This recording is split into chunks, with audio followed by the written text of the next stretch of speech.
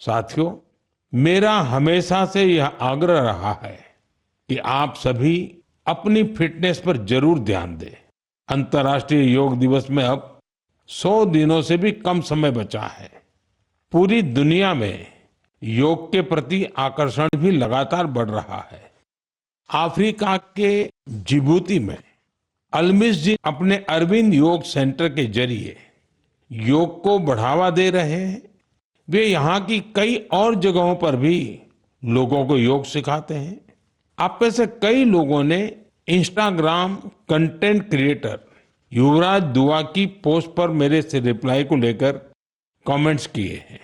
उन्होंने मुझसे आग्रह किया था कि मैं उनके पिता से कहूं कि वे शुगर इंटेक कम करें। मुझे खुशी है कि मेरे अनुरोध का उनके पिता पर सकारात्मक प्रभाव पड़ा है। मैं आप सभी से आग्रह करूंगा कि आप भी शुगर इंटेक को कम करें और जैसा मैंने पहले भी कहा है, हमें खाने के तेल में 10% की कटौती भी करनी है। इन छोटे छोटे प्रयासों से आप मोटापे और लाइफस्टाइल से जुड़ी बीमारियों से दूर रहेंगे। मेरे प्यारे देशवासियों, एक पुरानी कहावत है, करत करत अभ्यास के जड़ मत होत सुजान। यानी जब हम निरंतर अभ्यास करते हैं तो उतनी ही ज्यादा बुद्धिमत्ता हासिल करते जाते हैं।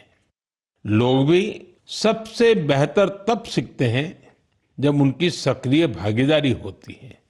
मुझे बेंगलुरु में शिक्षा से जुड़े एक यूनिक प्रयास के बारे में जानकारी मिली है। यहाँ एक टीम प्रयोग इंस्टीट्यूट ऑफ एजुकेशन रिसर्च चला रही है। इस टीम का रिसर्च प्रोजेक्ट पर विशेष फोकस है। यह टीम स्कूल लेवल पर साइंस एजुकेशन को लोकप्रिय बनाने में जुटी है। उन्होंने अन्वेषण नाम का एक प्रयोग किया है। इसके जरिए 9वीं से 12वीं क्लास तक के स्टूडेंट्स को केमिस्ट्री, अर्थ साइंसेस और वेलनेस जैसे क्षेत्रों में इनोवेशन करने का मौका मिलता है। इससे स्टूडेंट्स को रिसर्च का बहुत अच्छा अनुभव हासिल होता है। साथ ही अपने प्रोजेक्ट्स को पब्लिश करने का प्लेटफॉर्म भी मिलता है। साथियों, परीक्षा पे चर्चा के दौरान कुछ स्टूडेंट्स ने मुझे बताया था कि वे साइंस पढ़ना तो चाहते हैं, लेकिन उन्हें इससे डर भी लगता है। इस दिशा में प्रयोग की टीम का प्रयास बहुत ही सराहनीय है। यह पहल स्टूडेंट्स को साइंस के साथ जुड़ने और प्रैक्टिकली कुछ करके दिखाने का मौका देती है। जब हम किसी चीज को खुद करके देखते हैं तो जिज्ञासा और रुचि पैदा होती है। कौन जानता है कि मेरे युवा साथियों में ही कोई आने वाले समय का बेहतरीन साइंटिस्ट हो। साथियों, शिक्षा के माध्यम से अतीत को संरक्षित करने और भविष्य को तैयार करने का एक प्रयास नागा समुदाय भी कर रहा है। इस समुदाय के लोग अपनी आदिवासी परंपराओं का बहुत सम्मान करते हैं। वो इस पर गर्व तो करते ही हैं, साथ ही अपनी अप्रोच को आधुनिक भी रखते हैं। नागा ट्राइब्स में मोरुंग लर्निंग की एक पारंपरिक व्यवस्था थी। इसमें बुजुर्ग लोग अपने अनुभवों से युवाओं को पारंपरिक ज्ञान, इतिहास और लाइफ स्किल्स के बारे में बताते थे। समय के साथ यह सिस्टम अब मोरुंग कॉन्सेप्ट ऑफ एजुकेशन में बदल गया है। इसके माध्यम से बच्चों में गणित और विज्ञान जैसे विषयों में रुचि पैदा की जाती है। इसमें समुदाय के बुजुर्ग उन्हें कहानियां, लोकगीत और पारंपरिक खेलों के साथ लाइफ स्किल्स सिखाते हैं। इस तरह हमारा नागालैंड अपनी सांस्कृतिक विरासत को सुरक्षित रखते हुए बच्चों की शिक्षा को आगे ले जा रहा है। आपको भी अपने क्षेत्र में ऐसे प्रयासों के बारे में पता चले तो मुझे जरूर शेयर कीजिएगा। मेरे प्यारे देशवासियों, देश के कई हिस्सों में गर्मियों की शुरुआत हो चुकी है। यानी ये समय जल संरक्षण के अपने संकल्प को फिर से दोहराने का है। पिछले 11 वर्षों में जल संचय अभियान ने लोगों को बहुत जागरूक बनाया है। इस अभियान के तहत देश भर में करीब 50 lakh artificial water harvesting structure बनाए गए हैं। मुझे ये देखकर अच्छा लगता है कि अब जल संकट से निपटने के लिए गांव-गांव में सामुदायिक स्तर पर प्रयास होने लगे हैं। कहीं पुराने तालाबों की सफाई हो रही है, कहीं बरसात के जल को सहेजने के लिए प्रयास किया जा रहा है। अमृत सरोवर अभियान के तहत भी देश भर में करीब 70,000 अमृत सरोवर बनाए गए हैं। बारिश का मौसम आने से पहले इन सरोवरों की साफ सफाई भी शुरू हो गई है।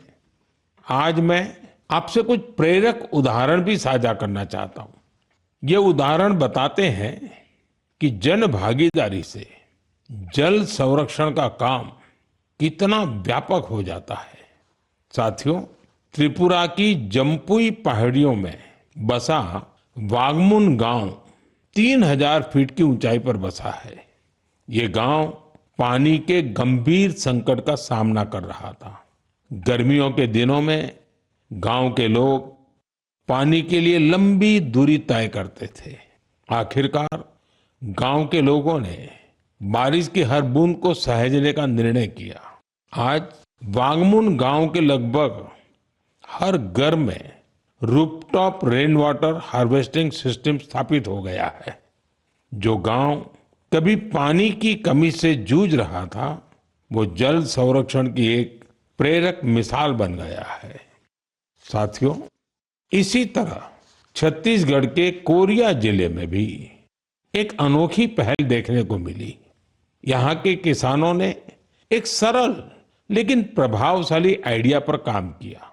यहाँ के किसानों ने अपने खेतों में छोटे छोटे रिचार्ज तालाब और सोखता गड्ढे बनाए, जिससे बारिश का पानी खेतों में ही रुकने लगा और धीरे धीरे वह जमीन के अंदर जाने लगा। आज इस क्षेत्र के 1200 से अधिक किसान इस मॉडल को अपना चुके हैं और गांव का ग्राउंड वाटर लेवल बहुत बेहतर हो गया है।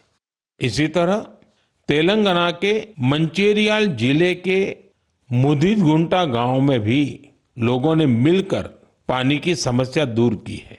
गांव के 400 परिवारों ने अपने घरों में सॉकपिट बनाया और वाटर कंजर्वेशन का जन आंदोलन बना दिया। इससे गांव का ग्राउंड वाटर लेवल बेहतर हुआ है। साथ ही प्रदूषित पानी की वजह से होने वाली बीमारियां बहुत कम हो गई हैं। मेरे प्यारे देशवासियों, हमारे मछुआरे भाई बहन सिर्फ समुद्र के योद्धा नहीं है, बल्कि वे आत्मनिर्भर भारत की एक मजबूत नींव भी है।